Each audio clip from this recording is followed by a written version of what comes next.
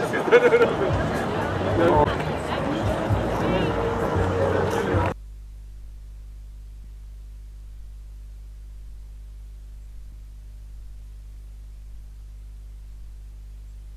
Selamünaleyküm.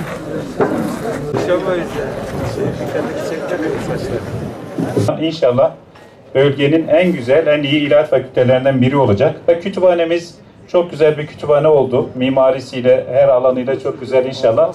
1-2 ay içerisinde teslim almış olacağız. Çünkü bitti. Buranın tefrişatını da yapıp bir an önce öğrencilerimizin hizmetine sunmak istiyoruz. Bundan sonraki süreçte de inşallah sadece fiziksel değil, kaliteye de ağırlık vereceğiz. Üniversitemizi fiziksel anlamda geliştirmeye çalışırken öğretim üyelerimizle, sizlerle kalite anlamında da bölgenin en iyi üniversitelerine doğru, ileriye doğru taşımış olacağız. Bunu biz hep birlikte yapacağımıza inanıyoruz.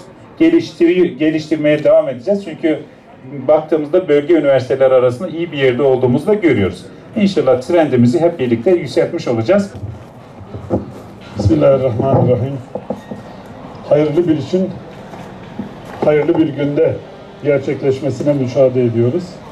Ben özellikle İlahiyat Fakültesi'nin gelecekte Bingöl'ün özellikle medrese kültürüyle de bir birleşme, bir ortak çalışma gerçekleştirmesini temenni ediyorum. Çünkü köklü bir medrese kültürümüz var ve bu medrese kültürü gittikçe kaybolmaya başladı. Hocamız, Sayın Rektörümüz zaten buna öteden beri dikkat ediyor ve bu yönde çalışmaların olduğunu da biz biliyoruz. Ama yine de tekrar ben bu vesileyle özellikle medrese kültürünün modern eğitimin parçası olan İlahiyat Fakültesi eğitim sistemiyle bütünleştirilmesi, birlikte özellikle yürütülmesi konusunda dikkati çekmek istedim. Kıraat ilmi dünyada birçok yerde var, birçok yerde zayıf kalmış belki ama Türkiye'de de herhalde 2 yerde var. Sayın Rektörüm öyle demişti. Özellikle güzel Kur'an okuma konusunda Bingöl'e katkı sunmaya devam ediyor biliyoruz. Bunun inşallah İlahiyat Fakültesi ile birlikte bu merkezin, kıraat merkezinin daha güçlü hale gelmesini ben temenni ediyorum.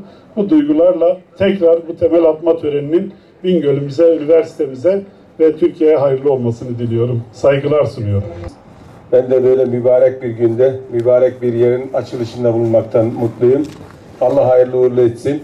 İnşallah bu eğitim kurumlarımız gerek fiziken, gerek fikren, gerek de fıkhen amacına uygun bir şekilde inşallah kullanılır. Kullanılacağına inanıyorum. Çünkü bizim kadimden gelen en önemli bizi milleti millet olarak ayakta tutan dinamiklerimizin başında din geliyor. Dinin de doğru kaynaklardan, berrak kaynaklardan öğrenilmesi lazım. Bu işin doğrusunu, iyisini, faydalı olanını öğrenebilmek için böyle devletimizin denetim ve kontrolünde dinimizi, ilahımızı, kitabımızı ve önderimizi güzel bir şekilde öğrenme adına çok güzel bir tesis inşallah burada okulumuz yapılıyor. İnşallah içini de bu fiziki olgunluğa uygun bir şekilde doldururuz.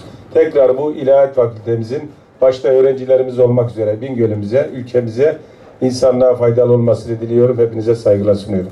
Aynı şekilde 50 dairelik bir lojman inşaatımız devam ediyor. Onun temel atma merasimini yapamamıştık. Bu vesileyle onu da birlikte yapmış oluyoruz. Diğer taraftan yeni bir giriş verilecek üniversitemize. Yol projemiz var. Farklı, çok daha büyük bir üniversite kampüsü için çok önemli bir adım atılıyor.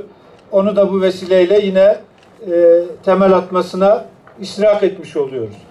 Bu 3 projemizin toplam maliyeti 40 milyon Türk lirası. Eski parayla 40 trilyon. Ve bugün Bingöl gerçekten kelimenin tam anlamıyla bir üniversite şehridir. 16 bini aşkın öğrencisiyle, 1400 çalışanıyla, akademik ve idari çalışanıyla çok önemli bir yere gelmiş durumda üniversitemiz. Değerli arkadaşlar, istihdam, ekonomi bunlar çok önemli tabii. Ama her şeyden daha önemli olan insan. Eşrefi mahlukat olan insan. İnsana ne kadar çok yatırım yaparsak azdır. Bingöl'de genç bir nüfusa sahip olan bir ilimiz. İnşallah bu ilahiyat fakültemiz ve diğer ilim fakültelerimizle birlikte Bingöl'deki ve Bingöl'e gelen gençleri çok daha iyi bir şekilde, donanımlı bir şekilde geleceğe hazırlayacağız. Dünyada büyük bir rekabet var. Bu rekabet ortamı içinde ülkeleri güçlü kılan asıl sermaye, asıl varlık insan gücüdür. Nitelikli, donanımlı, girişimci, yeniliklere açık, aklını birilerine kiraya vermemiş, aklını kullanan, ahlaklı, evrensel değerleri tanıyan ama kendi geldiği yeri de unutmayan bir gençlik geleceğimizin en büyük teminatıdır. İnşallah böyle bir gençliğin yetişmesine de bu ilim yuvaları fayda sağlayacak. Arkamda görüyorsunuz çok estetik bir ilahiyat fakültemiz olacak inşallah. Öğrencilerimiz, akademik personelimiz için. Şimdi okuyanlar, 4. sınıfta olanlar belki üzülüyorlardır. Böyle bir binada okumadık diye. Onlar da yine inşallah yüksek lisansla, akademisyen olarak başka vesilelerle gelirler. Bu güzel eseri görürler inşallah. Ben gerçekten çok mutlu olduğumu belirtmek istiyorum. Bingöl Üniversitesi kendisini farklılaştırmak durumunda elbette.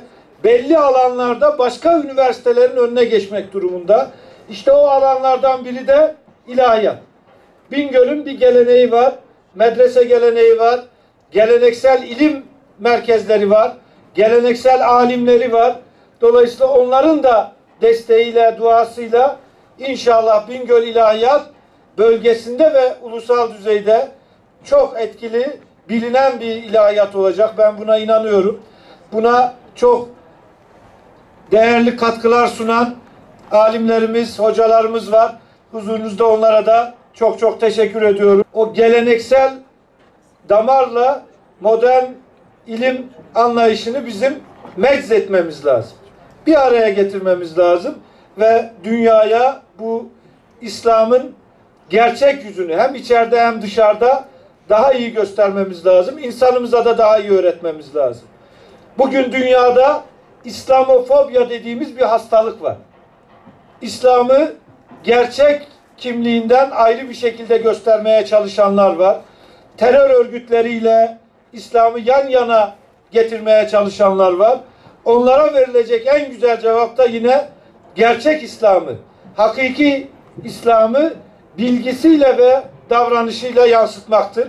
İşte bu ilim yuvalarının ben bu süreçlere de katkıda bulunmasını temenni ediyorum. Ne yaparlarsa yapsınlar, İslam'ın o gerçek yüzünü, gerçek güzelliğini hiçbir zaman bozamayacaklar. İslam kelime anlamı olarak barış demek zaten. Silm kökünden geliyor ve barış demek. İslam'ı başka şekillerde göstermeye çalışanlar da inşallah gerekli cevabı bu ilim yuvalarından alacaklardır. Ona yürekten inanıyorum. Hep birlikte de biz mücadele etmeye devam edeceğiz. Özellikle uluslararası medyada bunun yapıldığını görüyoruz. Çok kasıtlı bir şekilde yapıldığını görüyoruz. 1,5 milyar Müslümanı birkaç teröristle özdeşleştirmeye çalışmaları hem İslam'a büyük hakarettir hem de o terör örgütlerine aslında büyük bir güç veriyorlar. Bunu da bile bile yapıyorlar. İslam'la terörü hiçbir zaman yan yana anamayız, yan yana getiremeyiz. İslam'ın mübarek adını kullanarak terör yapanlar da inşallah karşılıklarını bu dünyada da öbür dünyada da göreceklerdir. Buna da yürekten inanıyorum.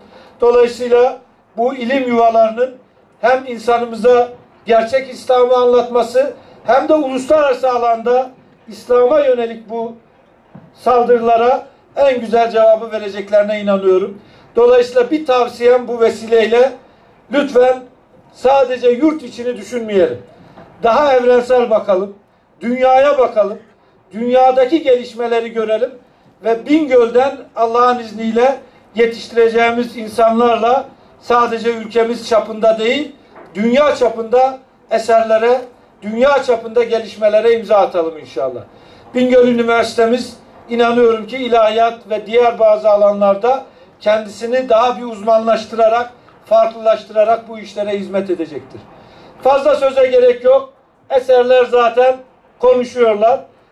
Geriye de bunlar kalıyor gerçekten.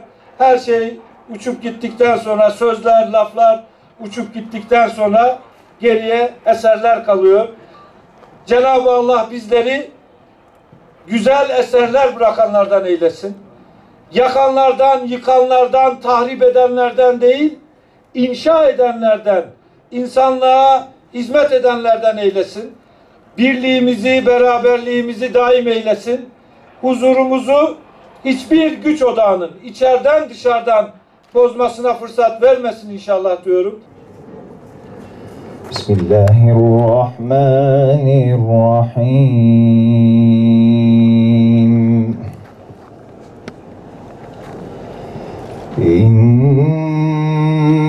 İnnellezîne qâlû rabbunallâhu thumme istekâmû tetenezzelu aleyhimul melâike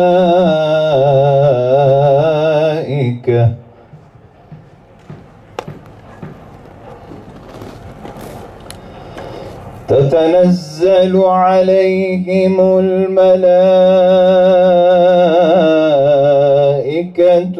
ألا تخافوا ولا تحزنوا وأبشروا بالجنة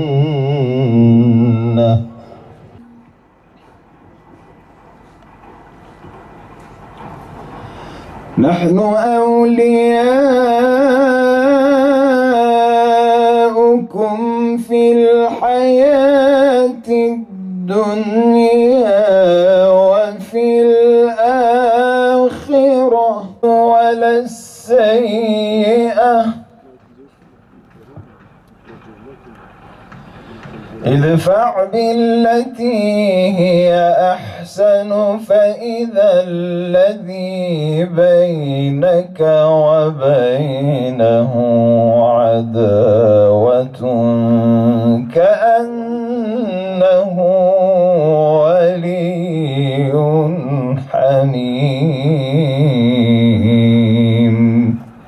İlahi ya Rabbel Alemin, bu mübarek günde yine temelini atmak üzere hayırlı bir müessesemizin temelinde hayatlarını insanlığa hayır ve hizmet yoluna vakfeden bu güzide toplulukla bir araya getirdiğin için sana sonsuz hamd, şükür ve sena ediyoruz. Yolu yolumuz, davası davamız, sevdası sevdamız, sünneti rehberimiz olan Hz. Muhammed Mustafa sallallahu aleyhi ve sellemin nevi şahsında bütün Resul-i Kiram'a ve Enbiya-i İzam'a tahiyyat-ı kiram ve salatü selam ediyoruz. Kabul eyle Allah'ım. İlahi ya Rabbel Alemin, ilimize, üniversitemize, insanlığa hizmet edecek, temelini atmak üzere toplandığımız bu müessesemizi tamamına erdir inşallah. İlahi ya Rabbel Alemin, son kalemiz olan ailemizin ve geleceğimizi emanet edeceğimiz evlatlarımızın, neslimizin düşmesi halinde biliyoruz ki geleceğe dair zafer umutlarımız kalmayacaktır. İşte bu müesseselerde bilimi ve ilimi, madde ve manayı bütünleştirerek yetişebilecek nesiller bizlere nasip eyle ya Rabbim. Dünya ve ahiretimizi mamur edecek işleri yapmayı bizlere nasip eyle. Bizi bu işlerde istihdam eyle. Amin. Amin. Velhamdülillahi Rabbil alemin. Bütün şühadamızın ruhları için, merhumlarımızın ruhları için, Allah rızası için El Fatiha.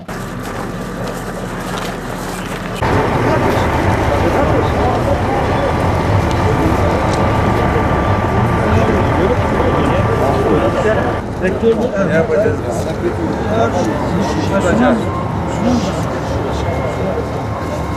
Ya Allah, Bismillah. Çekilebilir misiniz? Allah hayırlı mübarek eylesin. Geliyorum şimdi.